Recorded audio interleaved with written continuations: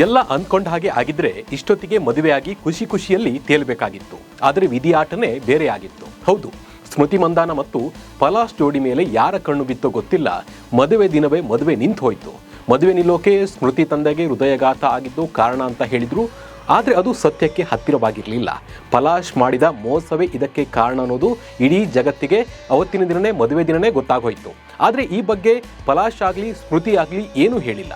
ಅಷ್ಟೇ ಯಾಕೆ, ಮದುವೆ ನಿಂತು 2 ವಾರ ಆದರೂ ಈ ಜೋಡಿ ಯಾವ ಅಪ್ಡೇಟ್ ಕೂಡ ಕೊಟ್ಟಿಲ್ಲ. ಹಾಗಿದ್ರೆ ಪಲಾಶ್ ಮತ್ತು ಸ್ಮೃತಿ ಬೇರೆ ಬೇರೆ ಆಗ್ತಾರಾ? ಪಲಾಶ್ ಒಬ್ಬರೇ ಪ್ರೇಮಾನಂದ ಗುರೂಜಿ ಆಶ್ರಮಕ್ಕೆ ಭೇಟಿ ನೀಡಿದ್ದು ಯಾಕೆ? ಹೊಸ ಮದುವೆ ಡೇಟ್ ಬಗ್ಗೆ ಸ್ಮೃತಿ ಮಂದಾನ ಅಣ್ಣ ಹೇಳಿದ್ದೇನು? ಇದ್ರ ಬಗ್ಗೆ ಕಂಪ್ಲೀಟ್ ಆದ ಮಾಹಿತಿಯನ್ನು ನಿಮಗೆ ನೀಡ್ತಾ ಹೋಗ್ತೀನಿ. ನಾನು ನಿಮ್ಮ ಶಿವರಾಜ್ ಬಾಣಂಕಿ. ನೀವು ಸುದ್ದಿಯಾನದ ಸಬ್ಸ್ಕ್ರೈಬರ್ ಆಗೋದನ್ನು ಮರಿಬೇಡಿ. RCBಯ ಕ್ರಶ್ ಟೀಮ್ ಇಂಡಿಯಾದ ಕ್ವೀನ್ ಸ್ಮೃತಿ ಮಂದಾನ ಮದುವೆ ನಿಂತಿದ್ದು ನಿಮಗೆಲ್ಲ ಗೊತ್ತಿದೆ.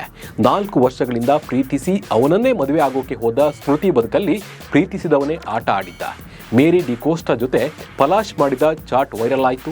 ಈ ವಿಷಯ ಗೊತ್ತಾಗಿಯೇ ಸ್ಮೃತಿ ತಂದೆಗೆ ಹೃದಯಘಾತ ಆಯಿತು.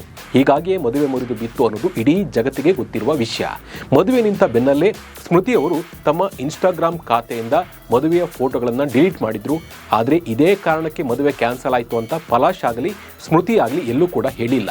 ಇವರ ಕುಟುಂಬದ ಸದಸ್ಯರು ಕೂಡ ಇದ್ರ ಬಗ್ಗೆ ಯಾವುದೇ ಮಾಹಿತಿಯನ್ನು ನೀಡಿಲ್ಲ. ಮದುವೆ ನಿಂತು 2 ವಾರ ಕಳೆದಿದೆ. ಸ್ಮೃತಿ ತಂದೆ ಕೂಡ ಚೇತರಿಸಿಕೊಂಡು ಆಸ್ಪತ್ರೆಯಿಂದ ಮನೆಗೆ ಬಂದಿದ್ದಾರೆ. ಎಲ್ಲವೂ ಕೂಡ ಈಗ ಸರಿಯಾಗಿದೆ.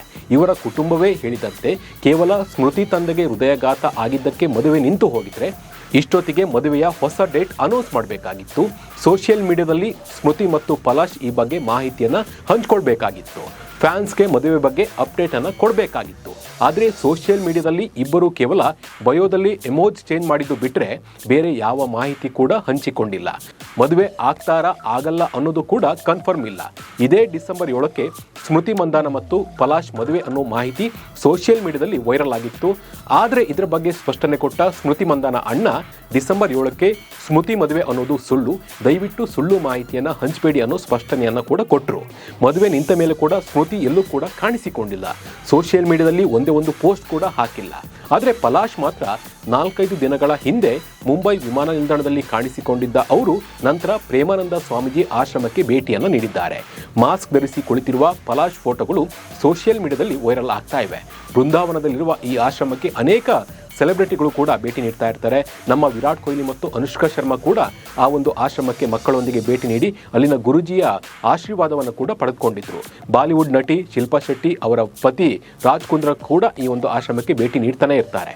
ಇದರ ಬೆನ್ನಲ್ಲೇ ಪಲಾಶ್ ಕೂಡ ಈ ಒಂದು ಆಶ್ರಮಕ್ಕೆ ಭೇಟಿ ನೀಡಿದ್ದು ಎಲ್ಲವೂ ಸರಿಯಾಗಲಿ ಅಂತ ಬೇಡಿಕೊಳ್ಳೋದಕ್ಕೆ ಹೋಗಿರಬೇಕು ಅಂತ ಹೇಳಿ ಸೋಷಿಯಲ್ ಮೀಡಿಯಾದಲ್ಲಿ ಚರ್ಚೆ ಆಗ್ತಾ ಇದೆ.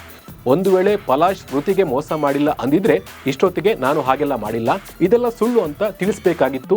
ಆದರೆ ಪಲಾಶ್ ಏನು ಹೇಳದೆ ಸೈಲೆಂಟ್ ಆಗಿದ್ದಾರೆ. ಇದು ಹಲವು ಅನುಮಾನಕ್ಕೆ ಕಾರಣವಾಗಿದ್ದು ಇವರ ಪ್ರೀತಿ ಮುರಿದು ಬಿದ್ದಿರೋದು ಎದ್ದು ಕಾಣ್ತಾ ಇದೆ. ಕ್ರಿಕೆಟ್ ಕರಿಯರ್ನಲ್ಲಿ ಸಣ್ಣ ಕಪ್ಪು ಚುಕ್ಕಿಯೂ ಇಲ್ಲದಂತೆ ದಿನದಿಂದ ದಿನಕ್ಕೆ ಚರಿತ್ರೆಯನ್ನು ಸೃಷ್ಟಿಸುತ್ತಾ ಹೊರಟಿರುವ ಸ್ಮೃತಿ ಮಂದಾನ ಪರ್ಸನಲ್ ಲೈಫ್ನಲ್ಲಿ ಎಡವಿದ್ದು ನಿಜಕ್ಕೂ ವಿಪರ್ಯಾಸ. ಇದರ ಬಗ್ಗೆ ನಿಮ್ಮ ಅನಿಸಿಕೆ ಮತ್ತು ಅಭಿಪ್ರಾಯವನ್ನು ಕಮೆಂಟ್ ಮೂಲಕ ತಿಳಿಸಿ. ನಮಸ್ಕಾರ.